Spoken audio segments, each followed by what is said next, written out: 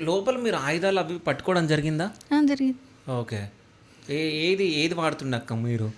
అప్పుడు మేము పోయినప్పుడు అన్ని తపంచలు, ఆ, 6 రౌండ్ల రివల్వర్లు ఓకే. మామూలుగా ఉండేటి. నేను మొట్టమొదటిసారి పోయినప్పుడు అప్పుడే ఫస్ట్ స్టార్టింగ్లో AK-47 వచ్చింది, మ్మ్. పెన్ను గన్ను వచ్చింది.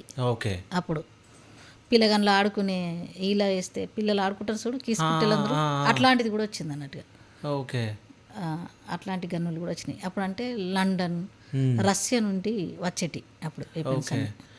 అంటే నేను ఒకళ్ళని ఇంటర్వ్యూ చేస్తుంటే నాకు చెప్పడం జరిగింది. అంటే ఇక్కడ వాళ్ళకు అక్కడ నుంచి లింకులు ఉంటాయి, రష్యా, చైనా అక్కడ నుంచి లింకులు ఉంటాయి, అక్కడ నుంచి ఆయుధాలు వస్తుండే అని చెప్పేసి చెప్పారు.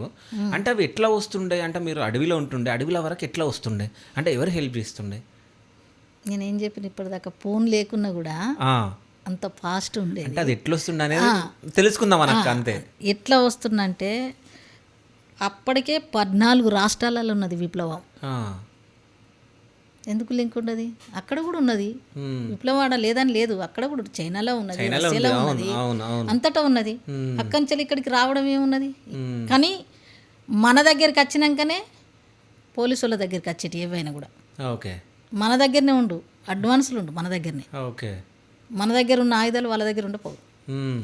అడ్వాన్సే మన అయితే దగ్గర. నాకు ఒక డౌట్, ఇప్పుడు చైనా నుంచి రావాలంటే ఫ్లైట్లోనో నౌకలోనో రావాలి, ఉమ్. అవునా? అవి ఇండియాకి ఎట్లా వస్తుండే, ఇండియా నుంచి మన స్టేట్లకి ఎట్లా వస్తుండే అనేది నా డౌట్. మనోళ్ళే పట్టుకత్తురు.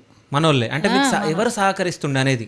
సహకరించుడు ఏముంది, అవసరమైతే బుచ్చమేషం వేసుకొని కూడా పట్టుకత్తురు జోలిలా ఆ, ఏదో ఒక రకంగా. ఇప్పుడు AK-47 అవన్నీ ఎట్లా తీస్తుండే అనేది నా డౌట్. అదే తీసుకత్తురు అన్నీ మ్మ్. అన్ని సరఫరా ఎక్కడి నుంచి ఏది వచ్చినా ఏదైనా తీసుకొస్తారు. ట్రైన్లలో పోదురు అప్పుడు ఓకే. నార్మల్ మనుషుల లెక్క, మ్మ్. అదో పెద్ద లెక్క కాదు, అన్ని లింకులే ఉండు అక్కంచెలు ఇక్కడికి.